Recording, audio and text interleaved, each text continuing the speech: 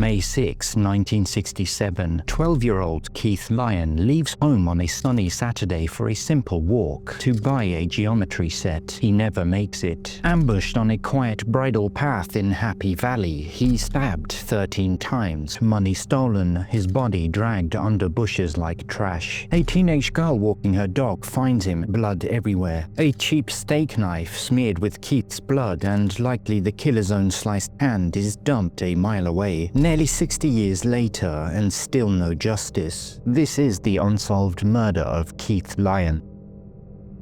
Welcome to Crimes That Haunt Us. We release a new case every Sunday at 6 p.m, so hit subscribe and don't miss the next one. And let me know your thoughts on this case in the comments. I'd love to hear what you think. In the peaceful seaside village of Ovingdean, just outside the bustling town of Brighton, a boy named Keith Lyon entered the world in 1955. He grew up in a charming converted farmhouse at Orchard Court on the Ovingdean Road, a home filled with warmth, music, and the steady rhythm of a respectable, happy family life.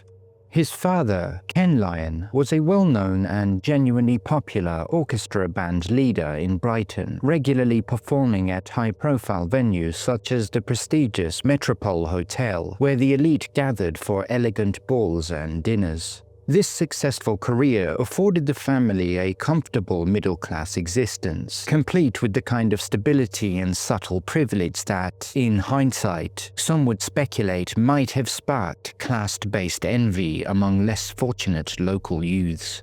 Keith's devoted mother, Valda Lyon, was a proud homemaker who kept the household running with quiet dedication and love. Keith had a younger brother, Peter, 4 years his junior, and the two boys shared a close bond forged in their shared inheritance of music talent from their father. Both became gifted classical musicians, mastering the piano and the clarinet with natural flair and dedication. Keith himself was often described by those who knew him as a cute, cheesy-faced boy whose prominent ears he had not yet grown into, a description that captured his boyish charm perfectly. He was popular among his peers, hard-working in everything he did, and clearly flourishing academically, the sort of child who made teachers proud and classmates feel at ease in his company. He attended Brighton and Hove Grammar School, where he stood out as an apt, studious pupil who excelled in his studies and was regarded as a talented organist and pianist, clearly following in his father's musical footsteps. There were no records of any behavioral issues, no grudges harbored against him, no enemies lurking in the background. Everyone who knew him described him simply as well-liked. It is worth noting, however, that Keith didn't have many close friends right in the village of Ovingdean itself. His real school pals were mostly based in Brighton, where the grammar school drew its wider catchment.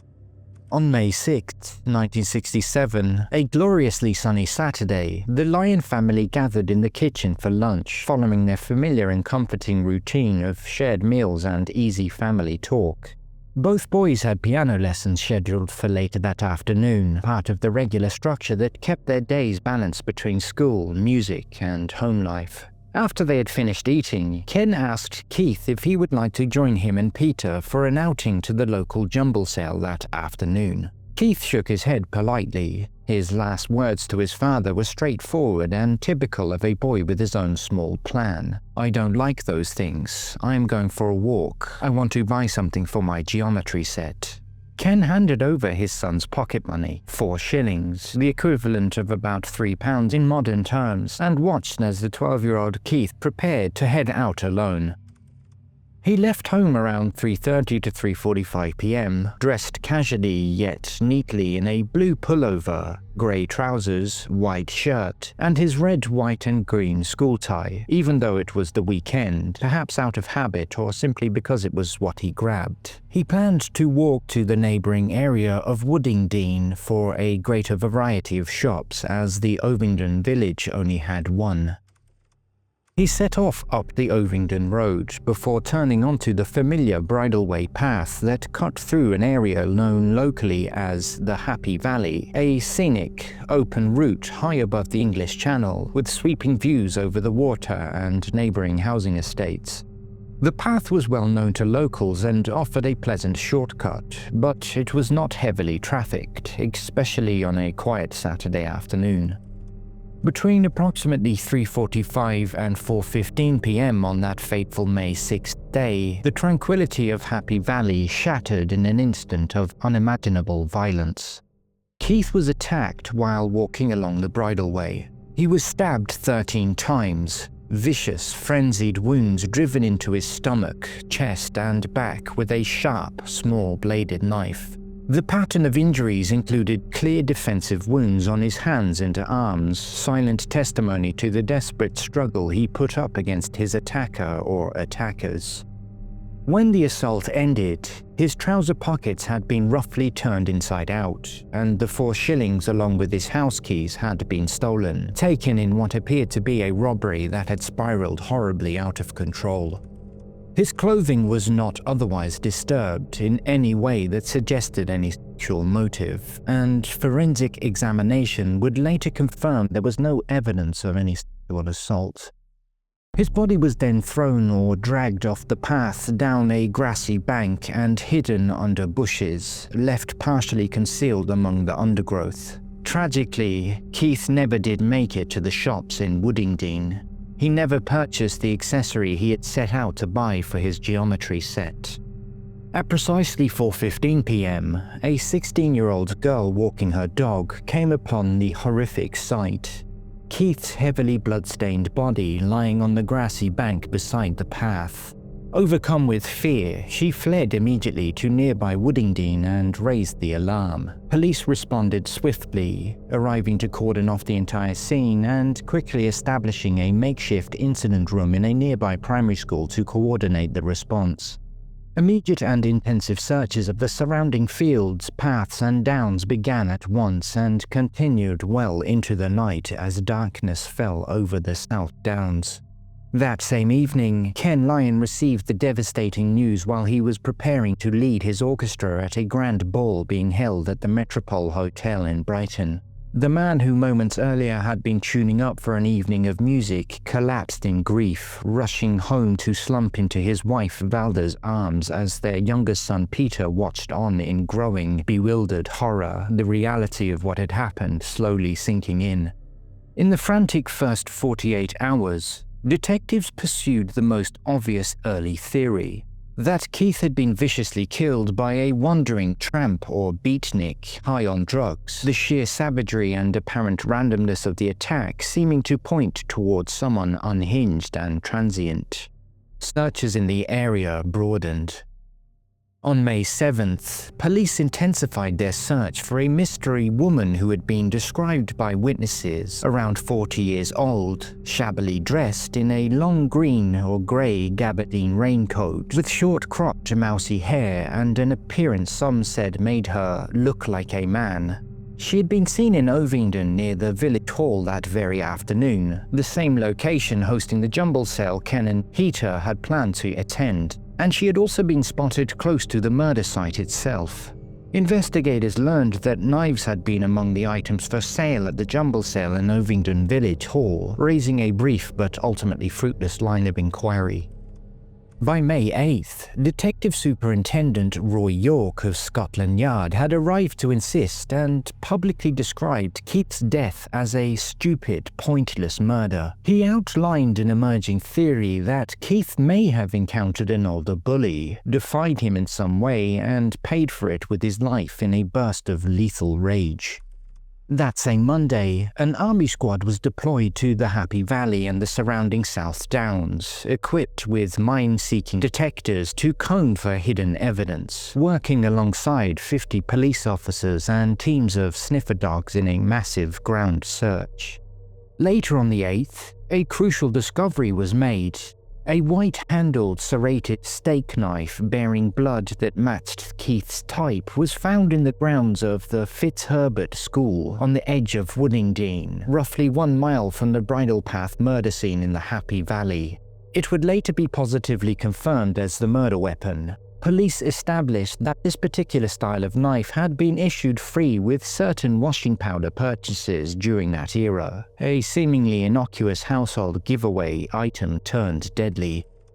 Just 50 yards farther up from the Fitzherbert School, inside the public lavatory at the Lawn Memorial Park, forensic teams found sinks and walls smeared with two distinctive types of blood, along with several usable fingerprints lifted from the surfaces. One blood type was quickly matched to Keith. The second type, carefully preserved and stored, would, decades later, provide the material for a DNA profile. As is common in frenzied knife attacks, the assailant's hand can slip forward along the blade during a thrust, slicing their own palm deeply. Detectives believed this second blood almost certainly belonged to the attacker or one of the attackers. The overall picture sharpened. Whoever committed the crime had discarded the knife nearby after the attack and then attempted to wash blood from their hands and clothing in that isolated public lavatory.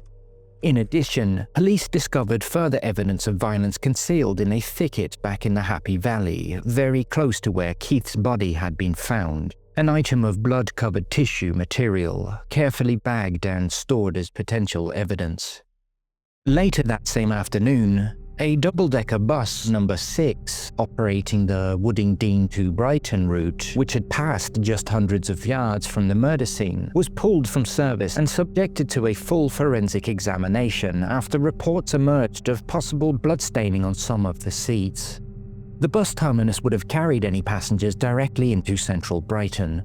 This line of inquiry stemmed directly from the bus driver's statement to police. He had seen two visibly agitated, blood-stained youths on board the bus around the time of the murder. According to the driver, they appeared panicked and disembarked abruptly at the next stop.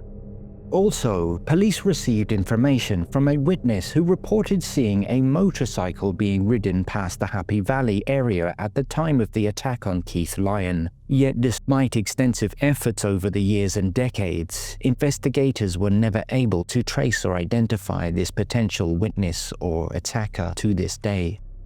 At 9 p.m. on the evening of May 8th, a 63-year-old woman from Sutton met with police officers in a hotel to help them with their inquiries. The following day, she was transported to Brighton Police Station where she was formally questioned by Detective Sergeant Roy York. She was then permitted to return home at 8 p.m. that evening. The media at the time described this woman as helping police with their inquiries. By this point of the investigation, several witnesses had come forth with information that began to paint a very different picture from the initial assumption of a crazed vagrant attack. Multiple independent accounts described 4 boys engaged in what looked like play fighting or sparring in the Happy Valley area right around the time of the murder. Crucially, witnesses reported seeing 3 of the boys, appearing slightly older than Keith, then running away from the scene in the direction of Woodingdean. Detectives swiftly shifted focus to groups of teenagers possibly from the nearby Woodingdean and White Hawk council estates, which overlooked Happy Valley and were home to many local youths. The following day, May 9th, teams of detectives descended on Woodingdean School in Brighton, questioning every single pupil in connection with Keith's murder. They specifically asked children if they knew of any other pupil or peer who was known to carry a knife. Later that afternoon, police expanded their inquiries into Brighton's vagrant community, quizzing individuals about their movements on the day of the murder. Although investigators were becoming increasingly fixated on a group of local school teenagers as their likely perpetrators, they still kept an open mind regarding other possible offenders. They also actively sought out and interviewed members of the local beatnik community, a distinctive youth subculture that rejected mainstream materialism, often associated with alternative lifestyles, and sometimes viewed with suspicion by authorities in the 1960s. Also on the same day, police organized and carried out a detailed reconstruction of Keith's known route, beginning at his home in Ovingdean and following the path all the way to the murder site in Happy Valley. A dummy was dressed in clothing closely resembling the grammar school uniform Keith had been wearing that day in an effort to jog the memories of passers-by. In a bold technological advanced move for the time, they also superimposed a life-sized photo of Keith's face onto the dummy's head. The reconstruction involved around a dozen people who had been in and around the Happy Valley area at the approximate time of the attack. Each was asked to dress exactly as they had on May 6th, recreating the scene in the hope that someone would remember a crucial detail they had previously overlooked. On May 11th, the coroner's court in Brighton formally opened the inquest into Keith Lyon's murder, then immediately adjourned proceedings until further notice to allow the police investigation to continue without interference. On May 14th, the Sunday Mirror published a report stating that police now possessed the names of 4 crucial witnesses who had directly observed the 3 boys running away from the scene of Keith's murder just minutes after the stabbing occurred. In the interest of the investigation, police chose to keep these witnesses' identities strictly redacted from public disclosure. Each of the 4 had provided detailed accounts of the fleeing boys' getaway route, and all accounts consistently directed attention toward the Woodingdean area. On the 19th of May, detectives travelled to Roedean, Britain's most famous and prestigious girls' school, and questioned 3 schoolgirls in connection with Keith's murder.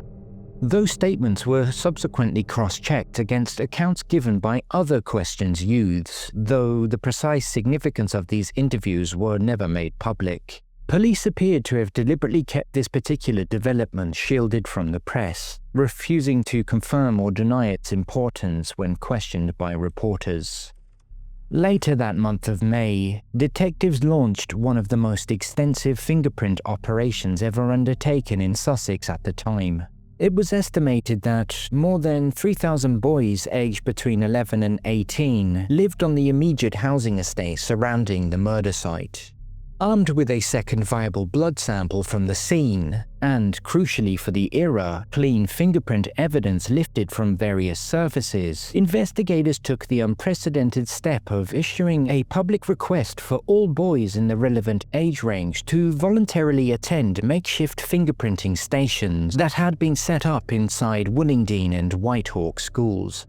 Over the following weeks and months, approximately 6,000 boys came forward and provided their fingerprints, but the procedure remained entirely voluntary and required explicit parental permission in each case.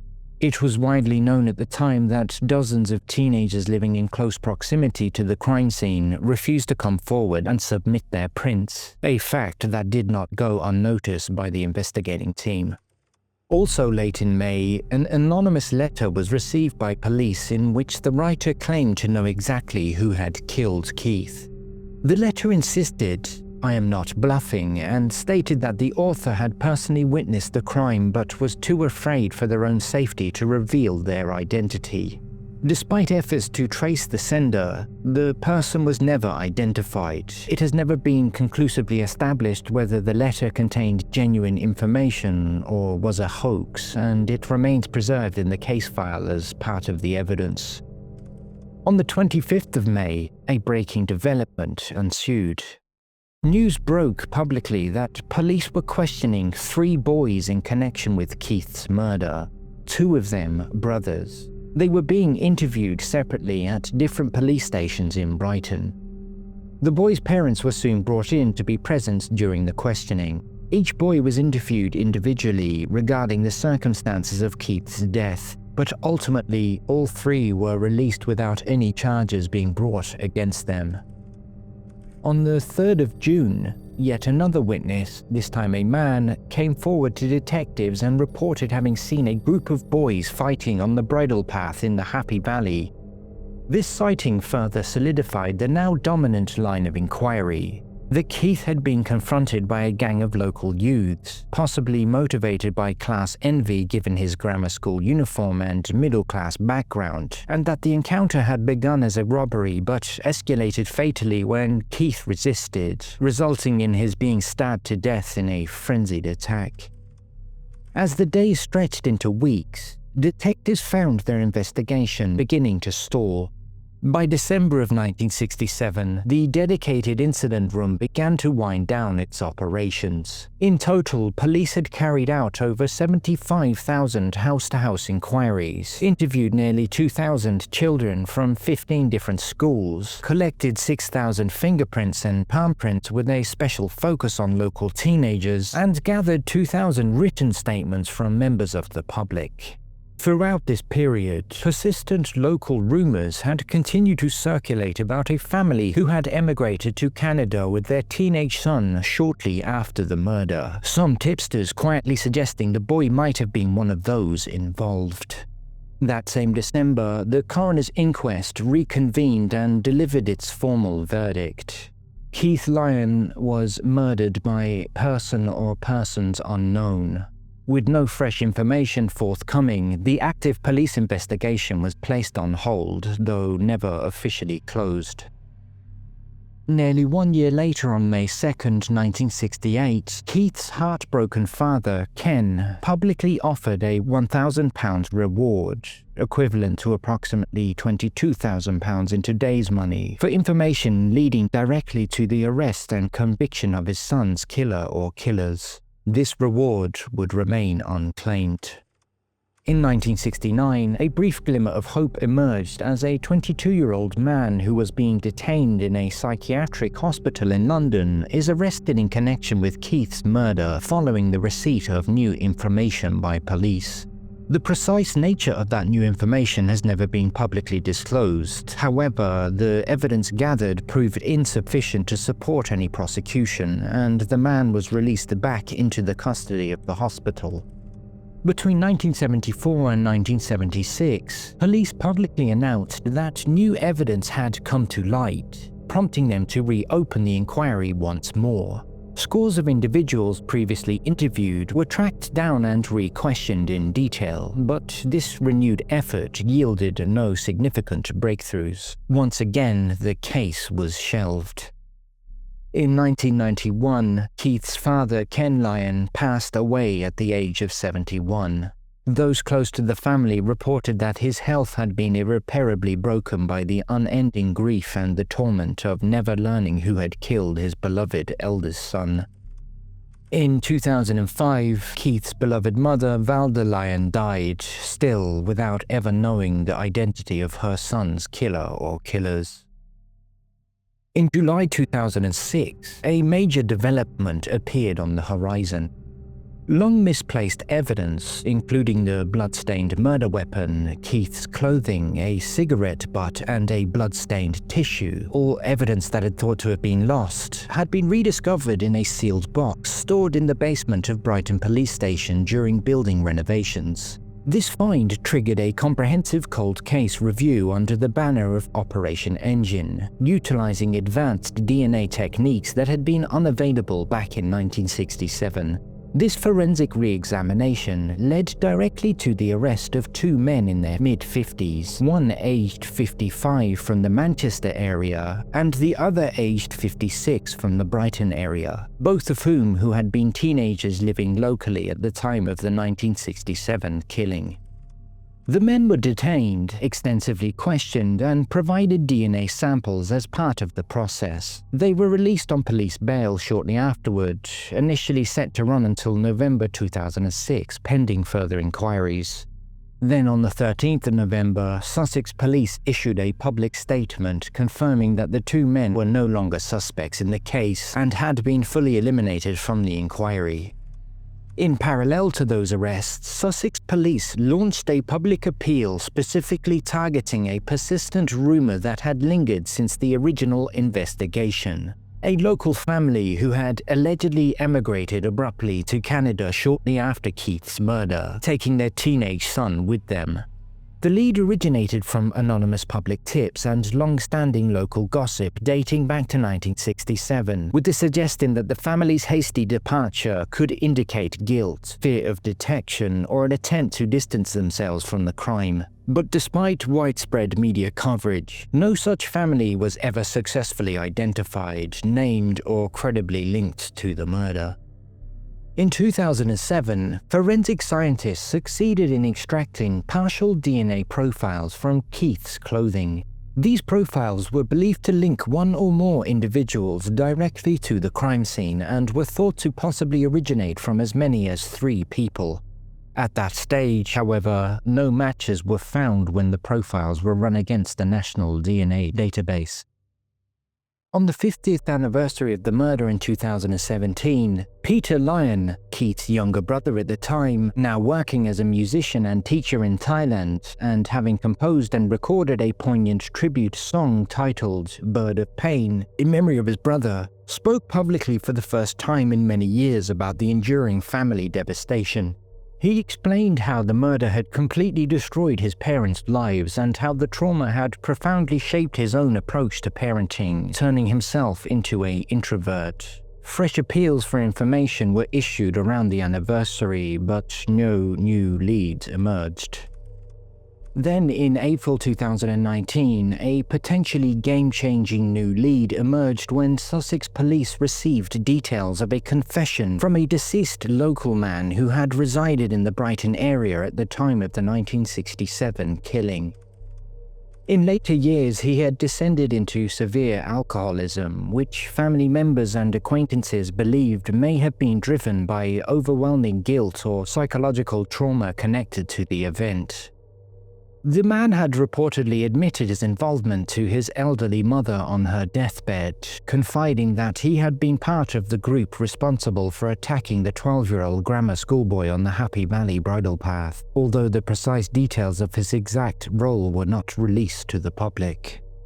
This sensitive revelation was passed on confidentially by a health worker, believed to have been a nurse or carer attending the dying mother, who felt ethically compelled to inform the authorities. The Major Crime Review team conducted a thorough and meticulous assessment of the new information, cross-referencing the deceased man's background and known associates against the original 1967 witness statements, including the repeated sightings of 4 youths sparring near the path and the 2 bloody teenagers observed on the number 6 bus shortly afterward. But despite this detailed work, no arrests resulted from the lead. And as of the airing of this documentary, there has been no breakthroughs, with the case continuing to reinforce the prevailing theory that a gang of local teenagers, possibly motivated by opportunism, robbery, or class envy, were responsible. The case remains open, with potential for resolution through familial DNA searching techniques or a new conscious-driven tip from someone who has carried the secret for nearly 6 decades. Keith Lyon was just 12 years old, a bright, kind-hearted boy with a cheeky smile, a love for music, and a whole life of promise stretching out before him. In a single brutal afternoon, that future was stolen, leaving behind a family forever shattered and a quiet village forever changed. Nearly 60 years later, his memory endures not as a statistic or a cold case file, but as a beloved son, brother, and friend whose laughter once filled a converted farmhouse in Ovingdean. To Keith, you are remembered, you are honored, and the search for justice continues in your name. May the truth one day bring the peace you and your family so deeply deserve. Thanks for watching and listening to Keith's story. Please feel free to add your own thoughts, comments, and theories down below, and we'll see you next time.